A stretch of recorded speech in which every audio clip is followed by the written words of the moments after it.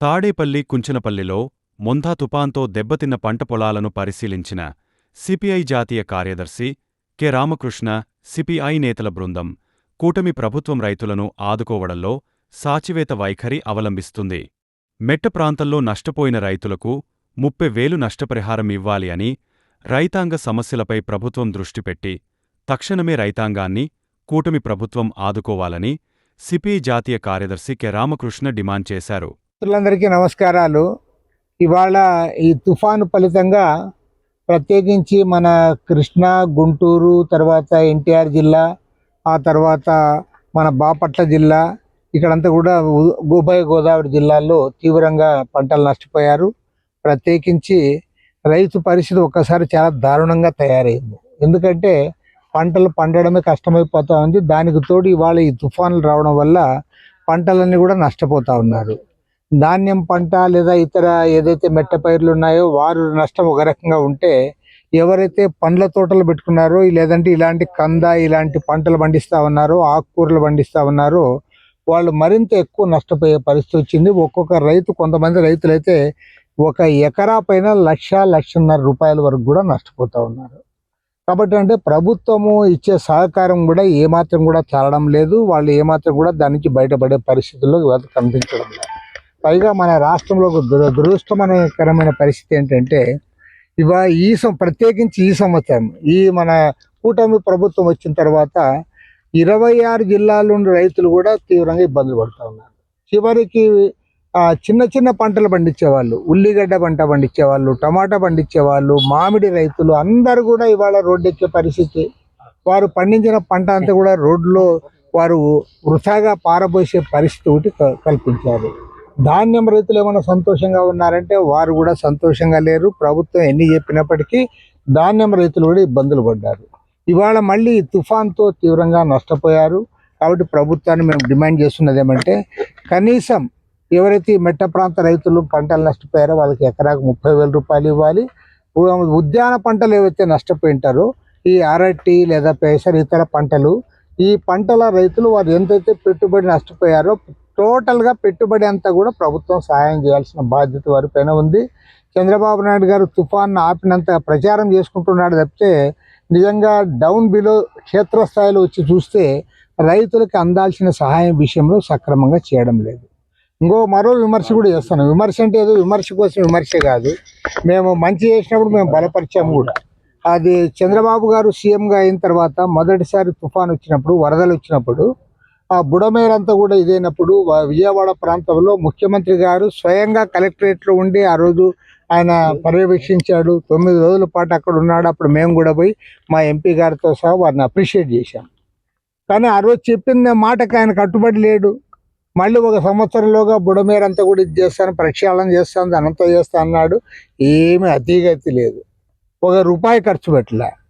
అదేవిధంగా రైతాంగం విషయంలో కూడా అంతే. నేను ఇవాళ గ్యారంటీ చెప్తా ఉన్నాను, రాష్ట్రంలో అన్ని వర్గాల ప్రజల కంటే కూడా అందరికంటే ఎక్కువ బాధల్లో, కష్టాల్లో, నష్టాల్లో, అప్పుల్లో ఉండేవారు ఎవరంటే రైతాంగం.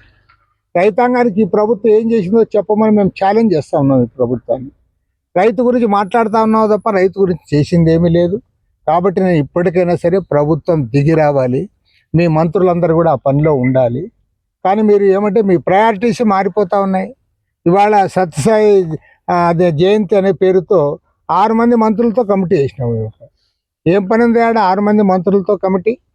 సత్యసాయి జయంతి అయితే వాళ్ళు నీకంటే బాగా వాళ్ళు జరుపుకుంటారు. వాళ్ళతో డబ్బులు ఉన్నాయి, మనుషులు ఉన్నారు. అవసరమైతే గవర్నమెంట్కి 10 రూపాయలు సాయం చేస్తారు. వాళ్ళు సత్యసాయి ట్రస్ట్ వాళ్ళు నిర్వహించుకుంటారు.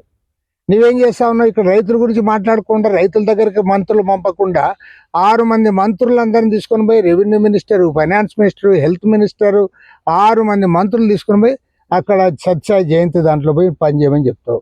కాబట్టి ఏమంటే చంద్రబాబు నాయుడు గారి ప్రయారిటీ సక్రమంగా ఉండడం లేదు. నీవు రైతును ఏమాత్రం కూడా ఖాతరు చేయడం లేదు. రైతు పేరు టీవీలో చెప్తా ఉన్నా తప్ప రైతుకు సహాయం అందించడంలో పూర్తిగా ఈ ప్రభుత్వం వైఫల్యం చెందింది.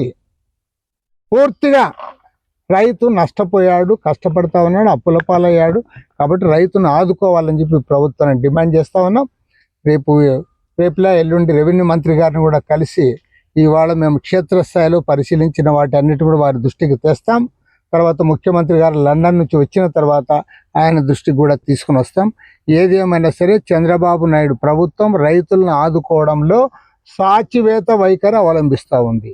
దీన్ని మాత్రం గ్యారంటీ చెప్పదలుచుకున్నాం. మావోయిస్టుల విషయంలో మేము ఫస్ట్ నుంచి కూడా ఒకటే చెప్తా ఉన్నాం. మావోయిస్టులకు మా పార్టీ తరఫున విజ్ఞప్తి కూడా చేశాం. జనజీవన స్రవంతిలో కలవండి, ఇతర కమ్యూనిస్ట్ శ్రేణులతో కలిసి ప్రజా ఉద్యమాల్లో పాల్గొని ఆ రకంగా ప్రజల కోసం, కష్టజీవుల కోసం, అణగారిన వర్గాల ప్రజల కోసం నిలబడి పోరాడదామని చెప్తా ఉన్నాం. అదేవిధంగా కేంద్ర ప్రభుత్వానికి కూడా మా పార్టీ విజ్ఞప్తి చేసింది. ఇవాళ మావోయిస్ట్ నాయకులు 1-2 సార్లు మేము చర్చలకు సిద్ధమని వాళ్ళు ప్రకటన చేసిన తర్వాత కూడా అది ఒక ప్రజాస్వామ్యబద్ధంగా ఎన్నికైన ఏ ప్రభుత్వమైనా, అది బీజేపీ కానీ కాంగ్రెస్ కానీ ఏ ప్రభుత్వమైనా వాళ్ళతో చర్చలు చేయాలి తప్ప చర్చలు చేయము, మిమ్మల్ని చంపడమే మా కర్తవ్యము, మిమ్మల్ని అందరం చుట్టుముడతాం, మీరు సరెండర్ అన్న కావాలా లేదా చనిపోనన్నా చనిపోవాలా కాల్చి పారేస్తామంటే అది ఏ రకంగా అది నియంతృత్వ పద్ధతి అవుతుంది తప్పితే ప్రజాస్వామ్యంలో అలాంటి వాటికి తావులేదు. కేంద్ర ప్రభుత్వాన్ని మరోమారు డిమాండ్ చేస్తూ ఉన్నాం. ఇవాళ మావోయిస్టులతో చర్చలు చేయాలి. అదేవిధంగా వారు కూడా జనజీవన స్రవంతిలో కలవడానికి ముందుకు రావాలని చెప్పి కూడా మేము విజ్ఞప్తి చేస్తూ ఉన్నాం. అన్నిటికంటే ముఖ్యంగా ఎంతోమంది పాపం వాళ్ళ ప్రాణాలు త్యాగం చేశారు. వాళ్ళ ప్రాణ త్యాగానికి విలువ కట్టలేము. వారు అణగారిన వర్గాల ప్రజల కోసం ఎన్నో కష్టాలు భరించి అడవులకు వెళ్ళి వాళ్ళు నష్టపోయారు. వాళ్ళ పట్ల మా సానుభూతి ఎప్పుడూ ఉంటుంది. అదే సందర్భంలో కేంద్ర ప్రభుత్వం వాళ్ళతో చర్చలు చేయడం ద్వారా సమాజానికి సంబంధించిన అట్టడుగు వర్గాల సమస్యలు ఏవైతే మేము ముందు ఉంచుతారో వాటి పరిష్కారానికి ముందుకు ఉన్నాడో అది సరైంది కాదు. అమిత్ షా ఏమనుకుంటా అంటే ఆయన సర్వాధికారి అనుకుంటా ఉన్నాడు.